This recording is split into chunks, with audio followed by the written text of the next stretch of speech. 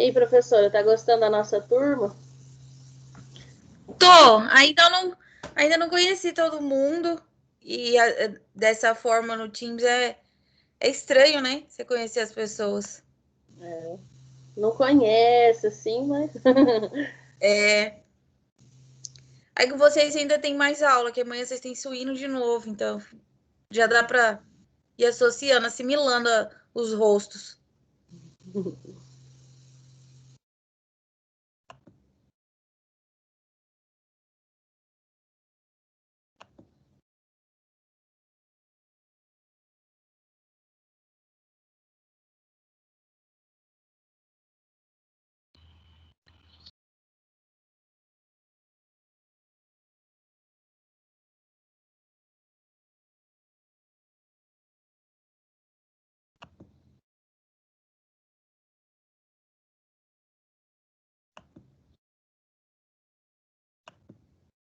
Pessoal, quanto ao trabalho de vocês da semana passada, eu vou tentar postar hoje, tá? A pontuação.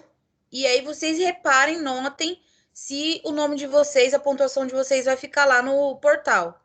Porque se não tiver, aí vocês me mandem mensagem, falam, professor, acho que a senhora deixou passar o meu e-mail. Porque é bastante e-mail e eu posso deixar passar algum. Então vocês me avisem, ó, o meu não foi corrigido. E aí eu volto no e-mail e vejo se tá lá mesmo, tá? Tá.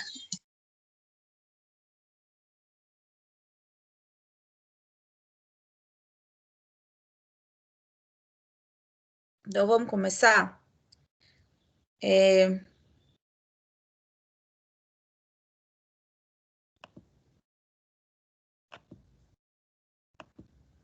Vocês estão vendo meu compartilhamento de tela? Sim. Sim.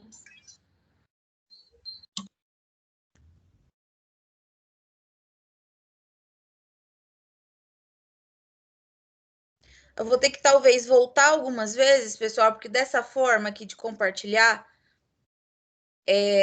quando a pessoa ingressa na sala, eu tenho que abrir de novo o Teams, aí fecha o de vocês, o que está sendo compartilhado, para poder aceitar, admitir a pessoa, tá? Eu acredito que o tema da aula de hoje, vocês já tenham visto, já tenham intimidade com ele devido à forragem que vocês parecem que já fizeram, né?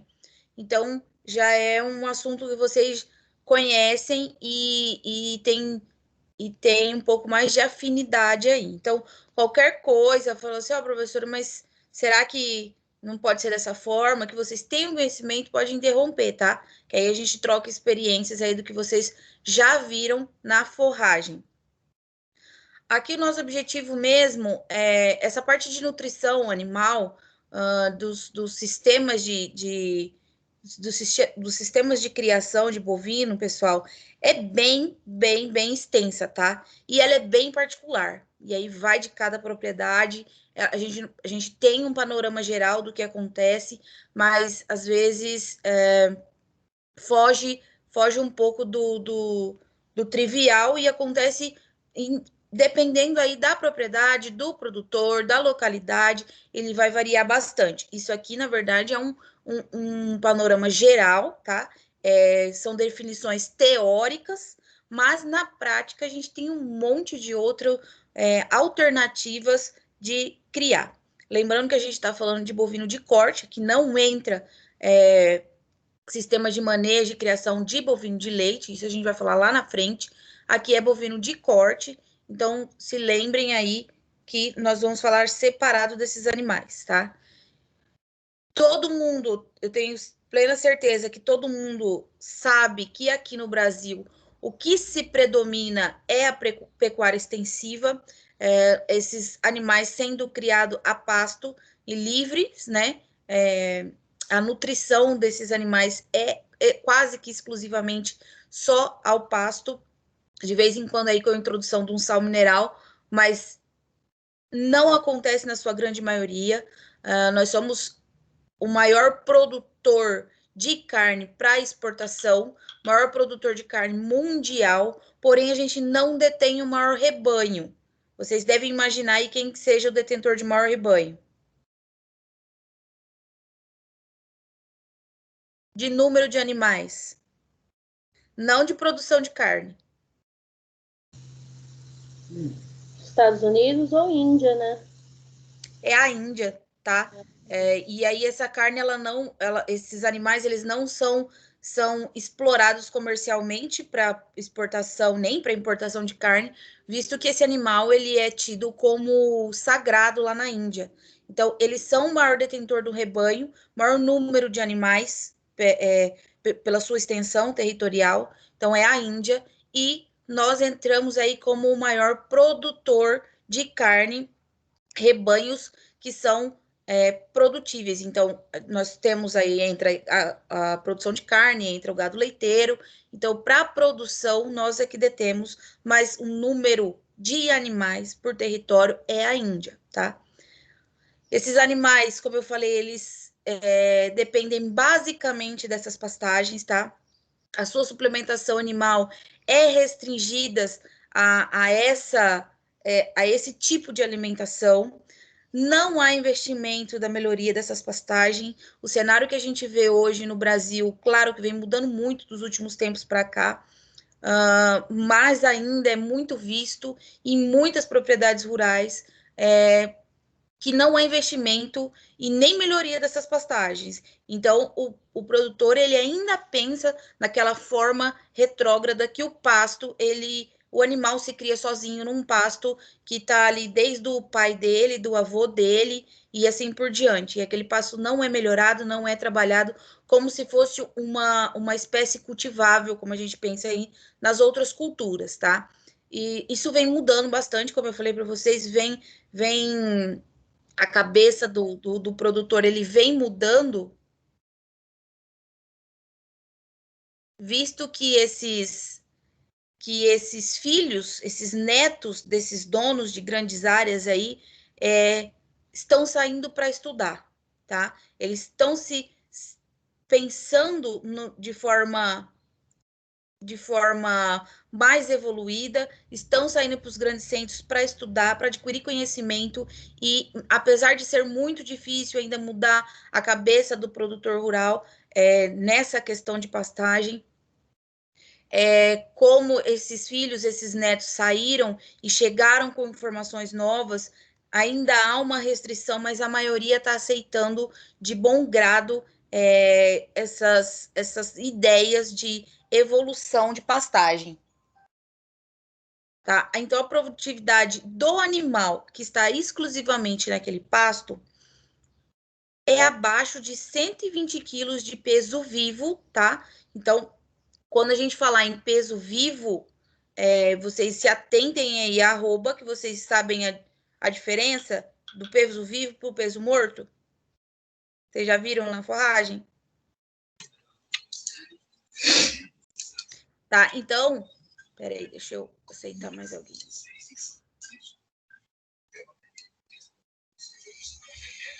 O peso vivo, arroba é 15, né? E morto é 30, não é isso? É 50% a menos, é o contrário. Ao contrário, isso. Isso. É 50% a menos. Então, quando a gente fala em ganho de peso do animal a pasto, do sistema que ele está sendo alimentado, né, produzido, então a gente está falando automaticamente desse animal vivo, que ele está se alimentando. Então, a produtividade anual desses animais é de 120 quilos de peso vivo. Então, esses animais levam uma quantidade de tempo para chegar num peso ideal para abate de muito tempo. E o produtor não pensa, não entende que o melhoramento desse pasto, o trabalho que ele vai ter com esse pasto é para reduzir esse tempo para chegar num peso ideal de abate muito mais rápido e o dinheiro girar mais rápido também.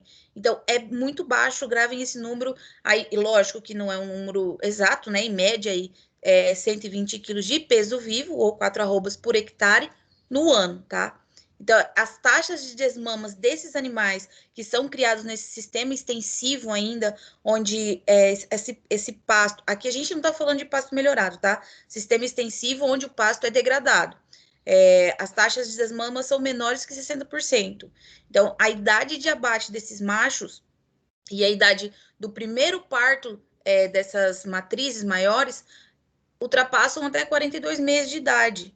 Então, não é muito lucrativo você ter um animal que demora tanto tempo para acabamento, seja ele para engorda e para produção de carne, ou seja ele para matriz, para procriação. E a taxa de desmama aí de 60% também não gera muito lucro. Se eu tenho só essa taxa de desmame desses bezerros, esses bezerros demoram mais para ir para engorda e, assim, consequentemente, demoram muito mais para produção de carne, para eles irem para o abate, para chegar nesse peso ideal de carcaça. Então, pensando que ele engorda 120 quilos do peso vivo, 4 arrobas aí, num ano, o ganho diário desse peso, desses animais, durante o período das águas, tá? Pode ficar aí até em meio quilo animal, e na época da seca, os animais, eles não engordam. Eu acho que a maioria, pelo menos, eu vi poucos aí que mantém uma suplementação alheia a esse pasto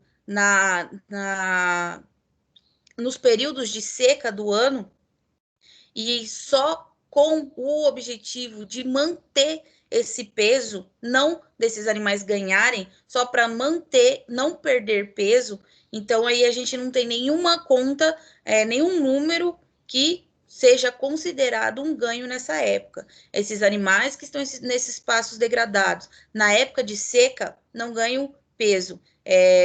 Pode haver aí uma suplementação fora, mas para que ele mantenha e não perca o peso. Mas não é isso que acontece.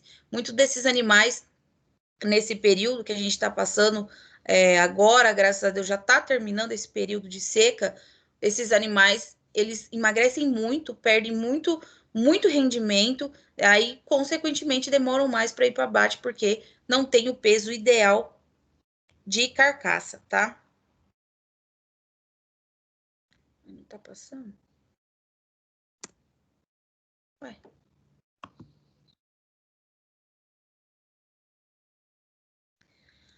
Aí, como eu comentei com vocês, essa pecuária mais intensiva, mais intensificada, vem crescendo. A gente está conseguindo ver com mais fácil.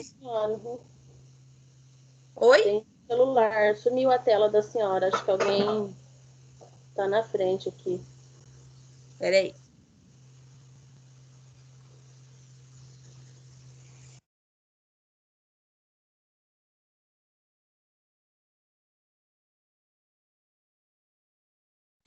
Matheus apertou alguma coisa, eu acho. Voltou? Voltou.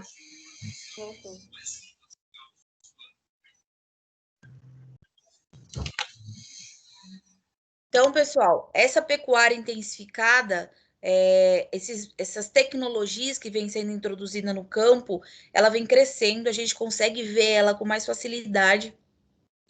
E essa preocupação com manter a melhoria dessas pastagens também vem crescendo bastante. Hoje a gente consegue ver a reforma desses pastos com mais frequência, produtores de pecuaristas fazendo análise de solo, usando fertilizante, fazendo rotação dos animais em piquetes, mudando aquele pasto, aquela cultivar que ele já tinha, que às vezes era nativo, nem era uma cultivar ali plantada. Então, ele vem mudando essa ideia, usando sementes melhoradas, sementes com tratamento, para poder o seu animal produzir o máximo do potencial genético dele. Porque não adianta a gente ter um animal com uma potência genética para a produção de carcaça de peso morto no abate muito alta, se a gente não fornece a ele o manejo adequado, nem a suplementação a suplementação alimentar necessária. Então, nada vai adiantar eu ter um animal com condições genéticas favoráveis, como é o caso do Nelore aqui no Brasil. Ele tem condições genéticas boas, tá? Tem um ganho de peso bom, ele é adaptável aos climas do Brasil, então ele tem todas essas qualidades genéticas e hoje vem sendo melhorado também. Então não adianta eu ter isso sem colocar tecnologias também na suplementação alimentar desse animal. Então o produtor, o pecuarista, ele vem mudando essa cabeça, graças a Deus, e aí a gente vai pensar que nesse patamar, com essas pastagens da forma que está, nós estamos aí como o maior produtor de carne, logo esse número vai ser inatingível por nenhum outro país, tá? O que vem, o que ainda mantém nós nesse patamar de maior produtor é número de animais mesmo, tá? A nossa tecnologia introduzida ainda ela não é significativa. Por quê? Nós temos tamanho territorial e tamanho para manter esses animais a pasto. Então, quando a gente pensa em tecnologia, não é esse fator que faz com que a gente seja o maior produtor de carne. O fator que faz com que nós sejamos o maior produtor de carne é tamanho, extensão territorial, é tamanho e espaço que nós temos para criar esses animais. E não é a tecnologia que vem influenciando aí, tá? Além dessa suplementação mineral, quando a gente está falando de criação de gado de corte de forma intensiva, a gente ainda coloca uma suplementação de proteinados, de rações e a pasto. Aí você faz a somatória disso que nós chamamos de semi-confinamento, tá? E em confinamento. Esses animais. Esse eu vou explicar para vocês a diferença do extensivo, do semi-intensivo e do intensivo bem separadinho, aí a gente consegue enxergar melhor quem é quem, tá? Então, quando eu tenho uma criação semi-intensiva, vamos supor que na época de seca, esses animais que estavam no pasto foram para alimentação no coxo, para suplementação alimentar no coxo, a gente já considera um semi-confinamento. Então, o ganho de peso que ele tinha só de 120 quilos por ano, por hectare, no sistema extensivo do boi criado somente a pasto e pastos degradados, ele sobe aí para 180 quilos de peso vivo, tá? 6 arrobas por hectare no ano. Então, as taxas de desmama, elas sobem de 60% para 75%, as idades de abate dos machos e o primeiro parto das matrizes fica entre 24 e 36 meses, que era de 42 para cima quando a gente estava falando de sistema extensivos em si, sozinhos, tá? Quanto ao ganho do peso médio diário desses animais, que era de meio na época das águas, lá no sistema extensivo, sobe para até 1 quilo animal nessa época da seca. Ou, aliás, na época das águas. E na época das secas, ela pode variar de meio quilo a 0,8 por dia, tá? Ao pasto. Peraí, o negócio ficou aqui em cima. Aí. Ou acima de 1 quilo quando a gente fala somente no confinamento, não aí no semi-confinamento.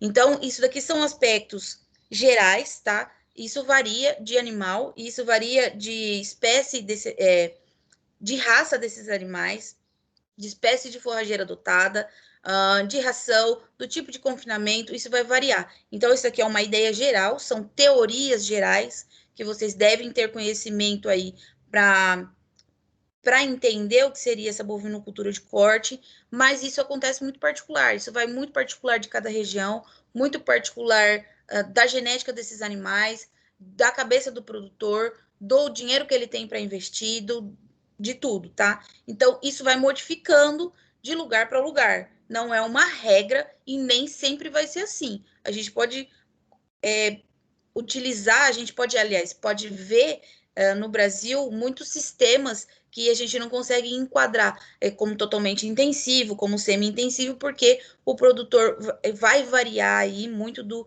tipo de animal que ele tem, do tipo de região que ele tem, do tipo de clima que ele tem, tá?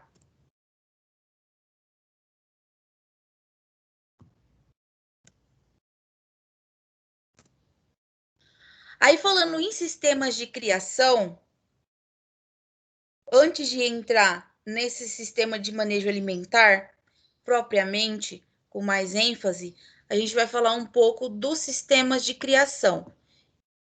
Isso aqui vocês também já devem ter visto, que basicamente na bovinocultura de corte nós temos a cria, a recria e a engorda, tá? Quando a gente fala em cria, ele é um rebanho de fêmeas aí em produção, ela está incluída também na recria para a reposição desses animais, para o crescimento desse rebanho e depois, posteriormente, para venda, tá? Nesse sistema só de cria, todos os machos eles são vendidos imediatamente após a desmama. Então, desmamou da vaca, esses animais machos vão direto para venda. Em geral, aí com 7 até 9 meses, tá?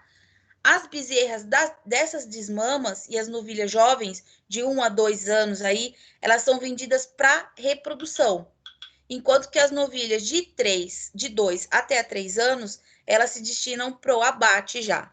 Então, ele separa depois o plantel quais serão as matrizes para venda para ser matriz ou para manter na sua própria propriedade, e as demais, chegando aí aos 3 anos de idade, já são destinadas para abate, tá? Aquela que não satisfez esse produtor para a matriz, elas vão para o abate aí 1 ano depois de ser separada de matriz ou não.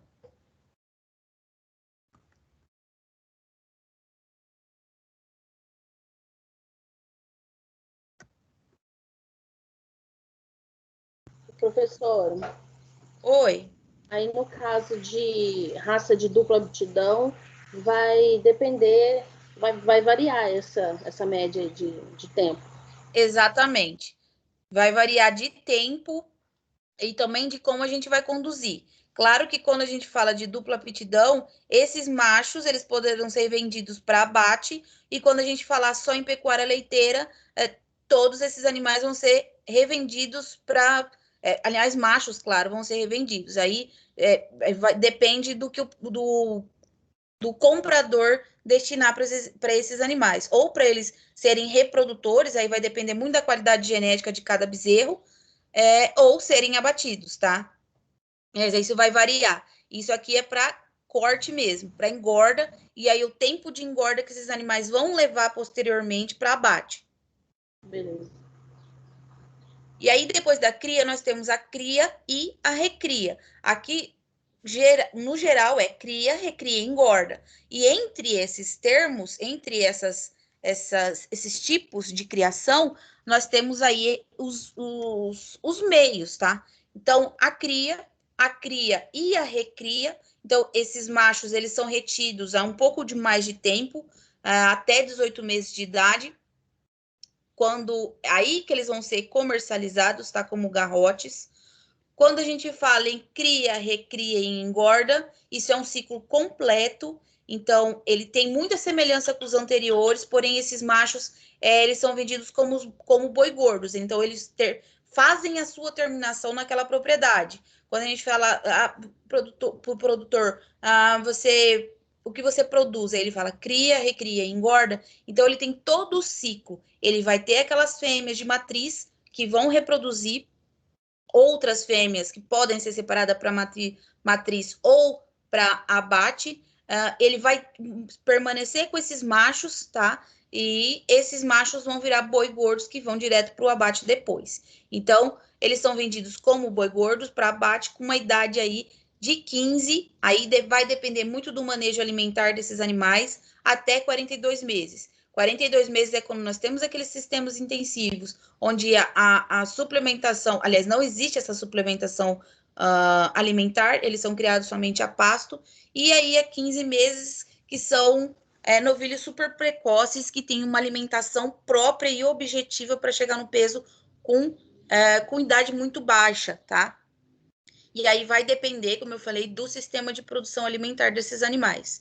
Mas aí varia de 15 a 42 meses. Então, nessa propriedade, esse produtor, ele vai ter desde matriz criando bezerros, novilhas para abate e garrotes e boi gordo. Então, ele vai ter tudo naquele espaço territorial, tá?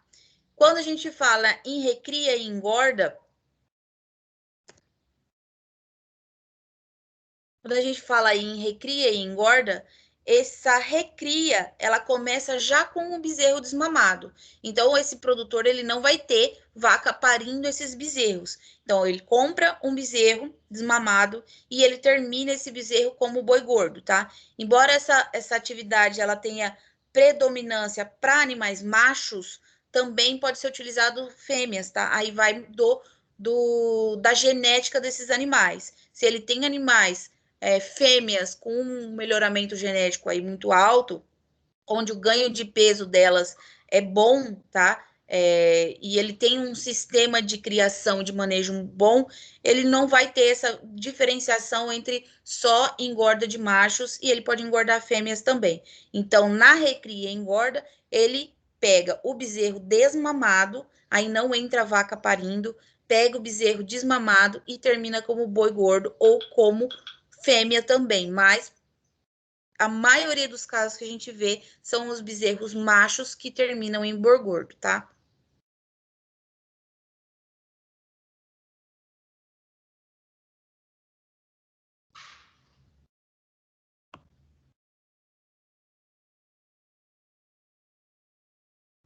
E aí nós temos a engorda propriamente dita, que é a terminação desses animais, é onde o ciclo desses animais de gado, o gado de corte, termina, tá?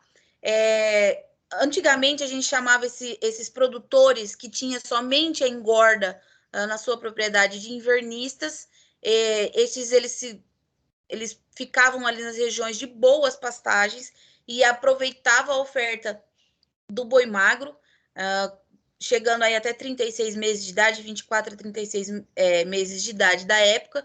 Então, eles se aproveitavam esses animais que advinham de época de seca, boi magro, e compravam e tinham como objetivo somente a engorda desses animais. Então, esses produtores a gente chamava de invernistas, que se aproveitavam dessa oferta, que o preço estava lá embaixo do boi, pelo peso, lógico, claro, e de 24, esses animais variavam de 24 a 36 meses da época de seca, tá? Atualmente, essa atividade, ela encontra-se bem restrita. A gente não vê mais como uma atividade isolada, a gente não vê mais só como um produtor só tendo boi para engorda, tá? Ela está sendo muito desenvolvida por um número bem reduzido de pecuaristas que também fazem a terminação das fêmeas. Então, não é exclusivamente para boi gordo. Então, eles fazem também a terminação dessas fêmeas. Antigamente, bem mais antigamente, quando essa atividade ela era mais distribuída no território, a preferência era para boi, porque eles chegam a peso de carcaça maior. Mas agora, essas fêmeas também estão sendo utilizadas. Então, eles compram essas fêmeas magras para terminação, para engorda, tá? Essa mudança nesse cenário que veio acontecendo deve-se muito à expansão das áreas de pastagens cultivadas, não das pastagens degradadas, tá? A expansão de áreas que antes não era pasto, dessa mudança para essas pastagens cultivadas, tá?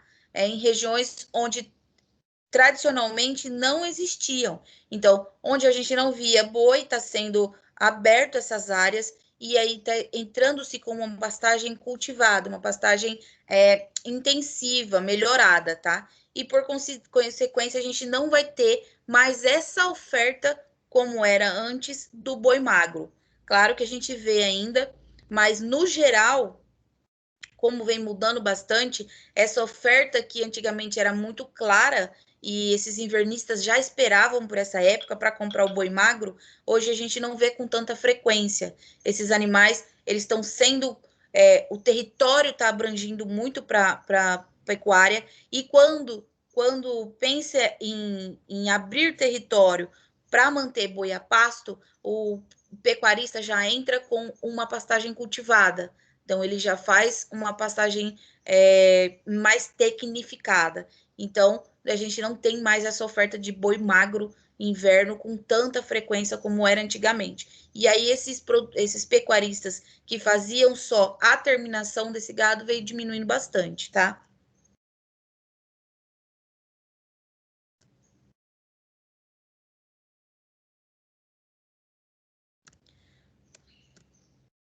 Aí lá na frente eu vou falar para vocês também de um que vocês devem ter visto, que chama Boitel, que aí entra bem nessa parte de engorda, tá? Não como um pecuarista só, mas como um sistema que vem crescendo bastante. Nós temos, indo ali para Campo Grande, 2 bem grandes, um do lado direito, outro do lado esquerdo, se eu não me engano. Aqui em Dourados, eu não sei se tem um com grande porte, mas eu sei que deve ter um ali para Carapó, por ali, tá? Mas aí eu explico para vocês o que é o Boitel lá na frente. E aí a gente vai falar do sistema de criação mais especificamente, o que é, tá? E como que funciona.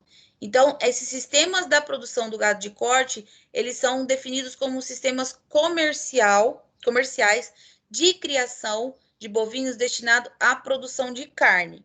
Então, aqui nós estamos falando de carne, tá? No qual eles são realizadas algumas ou todas as etapas. Então, o cruzamento, a criação, a terminação desse bovino até o consumidor, que é a produção de carne. Aí nós temos os 3: criação em sistema extensivo, criação em sistema semi-intensivo e criação intensiva, tá? E aí algumas terminologias ficam aí no meio dessas 3, mas basicamente essas 3 as que definem as demais, tá? No sistema extensivo, esses sistemas, os animais, ele possui a liberdade de movimentar-se ao ar livre e ele possui alguma autonomia sobre a seleção do alimento. Então, ele se alimenta de forma livre, ele escolhe aonde pastar, aonde se alimentar, tá? E o consumo de água e acesso ao abrigo quando este tem, tá? Então, ele é livre para se alimentar e é livre para chegar até o fornecimento de água e ao abrigo quando esse existe.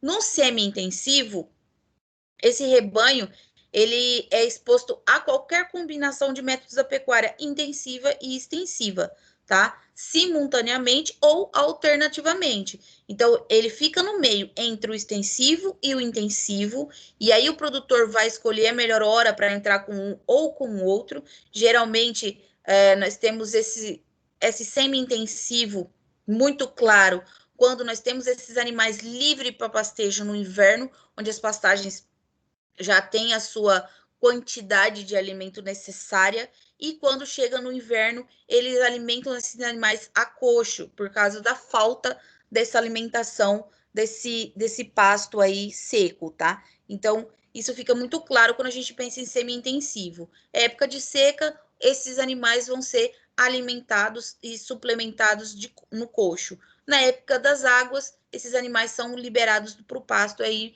eles pastejam e têm acesso à água livremente. Então, fica entre o extensivo e o intensivo, tá? Pode ser de uma vez, simultaneamente, ou alternado, como inverno e verão, seca e o tempo chuvoso, de acordo com as mudanças e condições climáticas de cada estágio fisiológico do rebanho. E aí vai depender também do que eu tenho e que idade está esses animais. Se ele é cria, se é recria, se é engorda ou ele é misto, e aí vai variar. Então, eu não posso pensar só nas condições climáticas também, mas no semi-intensivo, o produtor rural pensa na idade fenológica de cada animal desse. E já no sistema intensivo, nesses sistemas, o rebanho ele está em confinamento e sendo totalmente dependente do homem. É um sistema muito mais tecnificado, onde a tecnologia chegou, tá? Totalmente diferente do que você pensar dos outros dois, podendo ser um pouco parecido com o semi-intensivo, mas quando a gente fala do totalmente intensivo, a gente está pensando em animais criados totalmente no coxo e com uma tecnologia aí muito avançada de produção, tá? As necessidades básicas diárias deles são dependentes desses homens também, tanto quanto alimento, abrigo, água. Então, tudo que esses animais precisam para o manejo é dependente do homem. Ele não é livre para nenhuma dessas necessidades que ele tem, tá? Então, tudo vai ser fornecido pelo homem. Aí, quando a gente fala em tecnologia, nesses lugares de semi-intensivo, a gente também precisa da mão de obra tecnificada, diferente desses animais que são criados no sistema extensivo. Então, quando é no intensivo, a gente precisa de uma mão de obra qualificada, de pessoas que estejam preparadas para aquele tipo de manejo, de tecnologia mais avançada também, tá?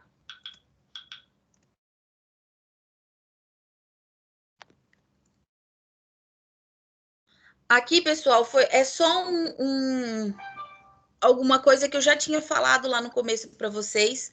Sobre exportação, a gente está em primeiro lugar no ranking, tá? Neste ano de 2020, toda a demanda mundial de carne, quase 50% ela é suprida pelo Brasil. Aí fica 44,5%. Isso era uma estimativa no ano passado. Hoje, a gente ainda não sabe se vai tornar realidade, mas é uma média, tá? É o que a gente esperava para esse ano de 2020. Então, aproximadamente metade de toda a carne que o mundo consome é mantido pelo Brasil. Então, o padrão de qualidade exigido por esse mercado externo, aliado aí à alta produção, ela vem atingindo um investimento do pecuarista pensando nesse conforto animal e em estratégia nutricional. Então, como esse pecuarista vem sendo visto fora do Brasil, como essa carne vem sendo vista fora do Brasil, essa carne para exportação, mudou a cabeça desse pecuarista também. Então, ele vem pensando mais nesse conforto animal, qual as qualidades, quais os benefícios que esse tipo de manejo vai trazer para ele, e aumentando a sua exportação e o seu ganho e seu lucro. Então, no Brasil, 95% dos bovinos são criados, recriados e terminados livremente no campo, apesar dessa ideia que está sendo mudada e vem sendo mudada com o passar dos anos. Então, 95% ainda desses animais são criados exclusivamente a campo, em sistema extensivo. Embora esse sistema de semi-confinamento e o confinamento intensivo vem ganhando espaço, mas ainda não é sua maioria, porque nós temos território, nós temos espaço para esses animais serem criados a pasto e permitirem um maior controle do ganho de peso. Pecuaristas que têm tamanho reduzido de espaço, geralmente é os que trabalham com o semi-confinamento e o confinamento propriamente dito. Pecuaristas que têm extensão rural, extensão territorial muito grande, não compensa para ele colocar um semi-confinamento ou um confinamento, e sim criar esses animais no seu território, tá? Na sua propriedade.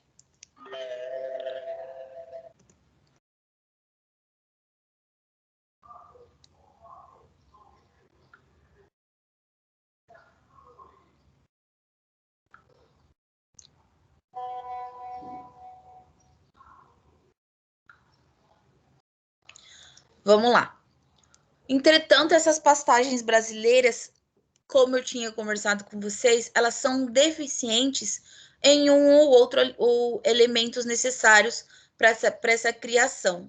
Independente do sistema que ele for estabelecido, é indispensável que o consumo alimentar desses animais sejam oferecidos ao rebanho.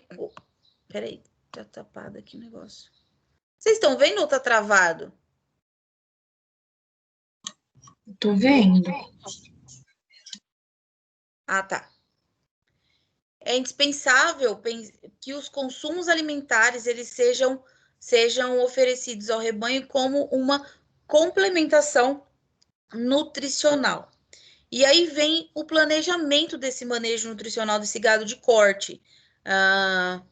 Hoje já não é mais suficiente manter esses animais somente no sistema extensivo. Então, vem se mudando. E como que a gente faz esse planejamento? Pensando em quê?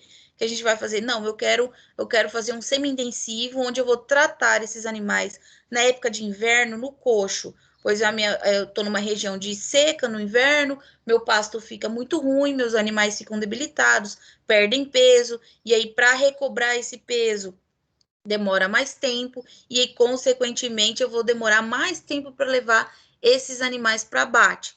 Então, eu quero pensar em alguma coisa, num manejo.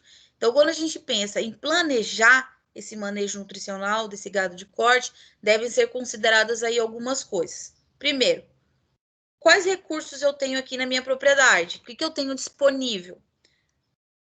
O que eu quero desse meu rebanho? Qual que é o desempenho que eu quero que ele tenha? Qual que é a situação atual do mercado? Está favorável para que eu faça esse investimento nesse ganho de peso, nessa rapidez de ganho de peso para venda? Ou não está?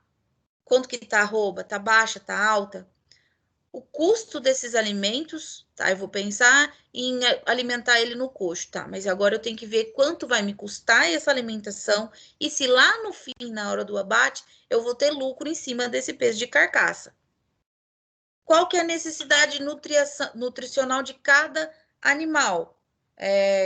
Eu vou engordar novilhas, eu vou engordar somente boi.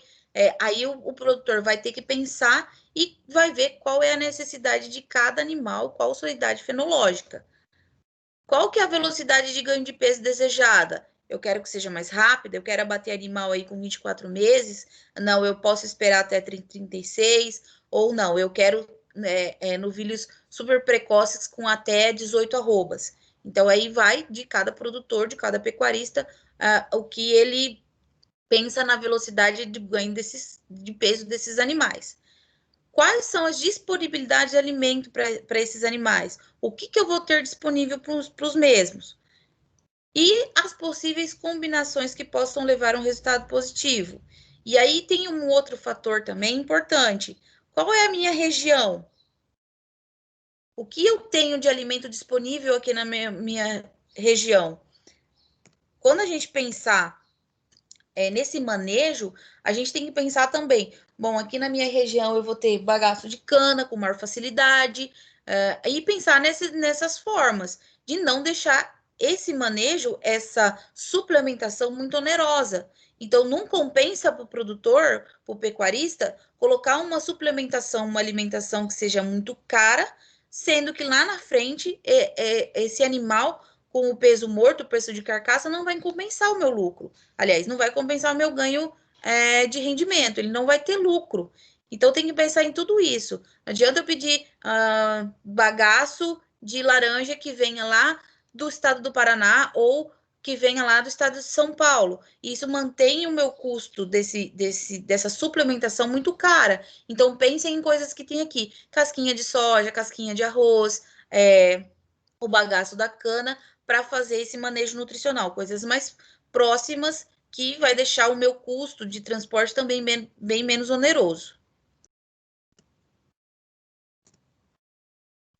Aí a gente entra neles em si. Foto ao fundo, pessoal, é o exemplo de um sistema extensivo com pastos nativos, tá? Com pastos aí degradados, onde o produtor, o pecuarista, o proprietário dessa terra nunca manejou. Então tá lá do jeito que Deus fez, tá? A utilização dessas pastagens nativas, isso é uma foto na região do Pantanal, que é muito comum. A utilização dessas pastagens nativas e cultivadas como as únicas fontes de alimentos energéticos e proteicos. Então, no sistema extensivo, o animal vai ter a sua alimentação, a sua fonte energética e proteica advinda somente do pasto, seja ele independente de ser degradado, nativo ou de ser uma pastagem cultivada. Então, a suplementação de alimentos, a fonte de alimento advém somente do pasto. Geralmente, esses pastos nativos vêm deficientes de fósforo, zinco, sódio, cobre, cobalto, iodo, algumas outras coisas, incluindo-se também enxofre, selênio, todos esses componentes fornecido para esses animais via suplementação mineral. Então, esse sistema de extensão, tá? Aqui a gente está falando de pastagem nativa, não pastagem cultivada. Então, no sistema extensivo, 80% da produção é feita em sistema extensivo de pastagens nativas, pastagens degradadas, tá? Então, desenvolve aí uma atividade de cria até a engorda e apresenta uma alta variação de desempenho. E aí vai muito da localidade. Existe pastagem degradadas que ela chega a ter, chegam a se recompor aí na época das águas, como é o caso do pantano da nossa região centro-oeste. Então, na época de água, no verão, essas pastagens, mesmo degradadas, elas conseguem produzir um ganho de peso animal aí razoavelmente bom. Então, de todo aquele 95% dos animais criados em sistema extensivo, 80% deles são criados em pastagens nativas, em pastagens que não teve interferência da agricultura moderna. Então, pastagens nativas que estavam lá há muitos anos. E aí, o que vai variar? O que são os fatores que vai fazer com que esse desempenho desse animal varie quando ele está sendo criado dessa forma, em pastagem nativa, em sistema extensivo? E aí vai muito do solo, do clima, como eu falei para vocês, da região, do genótipo e do manejo desse animal, da sanidade desse animal, da qualidade e intensidade da utilização dessa pastagem, além da gestão e da administração dessa fazenda, tá? A gente pode reverter, não totalmente, mas a gente pode tirar